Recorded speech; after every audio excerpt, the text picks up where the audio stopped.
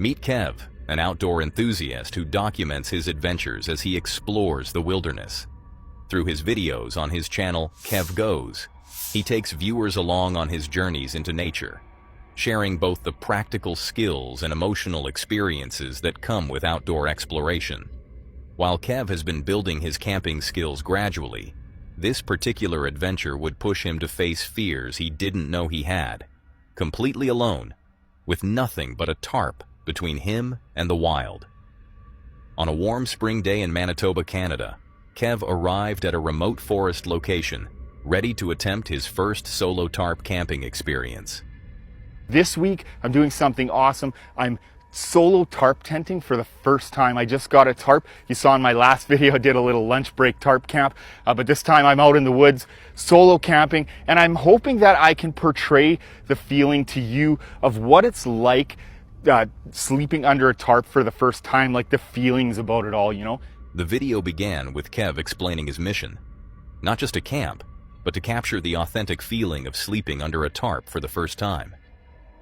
Kev followed an old logging road, now used as an ATV trail, venturing deeper into the forest as evening approached. I'm heading down this forest road. It's an old logging road. It's sandy. It's used as an ATV trail now. I'm going to look for a nice area, set up camp. After finding what he considered the perfect camping spot, he immediately began setting up his tarp tent. The site was secluded, surrounded by tall trees with soft moss underfoot. Idyllic, yet increasingly isolated as the sun began to set. I made it. It's after 7. I was hoping to have a coffee, but not going to be able to have coffee. Otherwise, I'm not going to be able to sleep. It's too late for that. So I'm going to get cooking supper soon. But here it is. The tarp is enclosed totally, and I just love that. Yeah, just because the bears are out and everything, I thought it'd be safer just to eat a little further away from the tarp and everything like that from the camp. I maybe even could have went a little further, I'm not sure. But I am going to hang all of my food-related stuff too from a branch after. Right when I'm done this, I'm going to take care of that because just don't want them around camp, and I don't want them to take my food either. So, as darkness fell, Kev made a critical decision that revealed his underlying concerns. He chose to cook dinner approximately 100 yards away from his sleeping area. He had in his mind their bears might already be active and searching for food. With night fully settled, Kev retreated to his tarp tent, where the psychological aspects of solo camping began to manifest. It's dark now. I want to show you my bed setup. So I've got my ground mat here, and then I've got my Gear Doctor pad. I've got my Mountain House sleeping bag. So this is a mummy sleeping bag. And then I've just got another sleeping bag over top. So I've got room for my bag over there. And then you can see that you've got quite a bit of room in here for the sleeping bag. And I can stretch right out.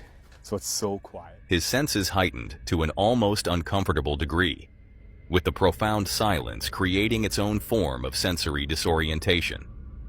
Every small sound caught his attention, often causing him to freeze before realizing he himself was the source of the noise. As Kev prepared for sleep, he shared his mixed emotions about the experience. Yeah, so far it's been pretty good. Haven't been too worried about much. When I first got here, it took me a bit to get used to some of the sounds out here, like the trees were swaying and making weird noises and stuff like that, just ones I wasn't sure of. And then, I thought I heard something off in the distance, but I don't think it was anything. I think it was just trees or something. I'm not sure, but that was like when I first got here. I'm feeling pretty good about this because it's a tent and I'll be closing like this right off, and it'll give me a sense of security, false sense of security, I'm sure. It's first time tarp camping, and I don't feel like I would have too much of a problem even leaving this open, although I'm not going to because I think it's going to get moist tonight, so I am going to close this and save myself some moisture problems. The swaying trees created strange noises he couldn't immediately identify, causing moments of tension. Yet he remained determined, noting that the enclosed tarp gave him a sense of security, false though it might be. Then came the moment that would define his experience. Deep in the night, Kev's camera captured something.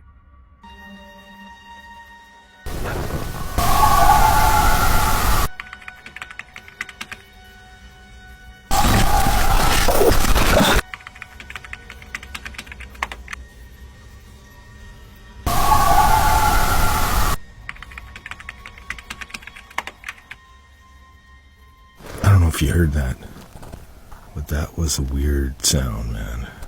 I do not know what that was. It was a chilling, unidentifiable sound, and his reaction was immediate and genuine, as it was a moment of primal fear disrupting any sense of security he had managed to build.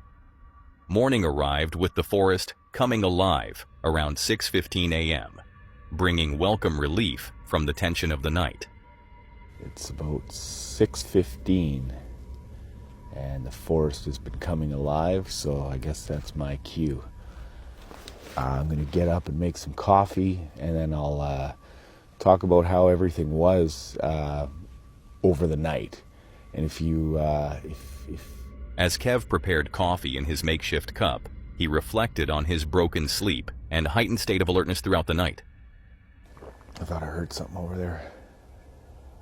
That's one of the things you got to get used to, solo camping. This is only my second time ever solo camping. Last night, getting used to the sounds and everything like that. And then for a while there, all sounds stopped. But, the trees creak, and sometimes they creak in a weird way, and you don't know that it's necessarily a tree.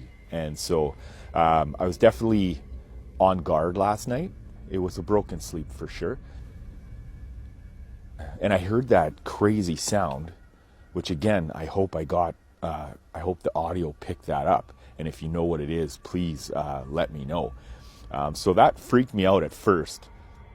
Despite keeping his knife unsheathed beside him for protection, he acknowledged the limited defense it would offer against a genuine threat.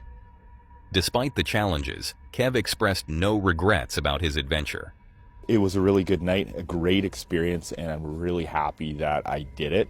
To go solo camping is weird, and there's always that thing like, maybe I shouldn't go, and I'm really glad that I pushed myself. And that's what you have to do in life, right? When you're going to gain experience. In fact, he used the experience to share a philosophical reflection on personal growth and the necessity of pushing beyond comfort zones to develop new skills and perspectives.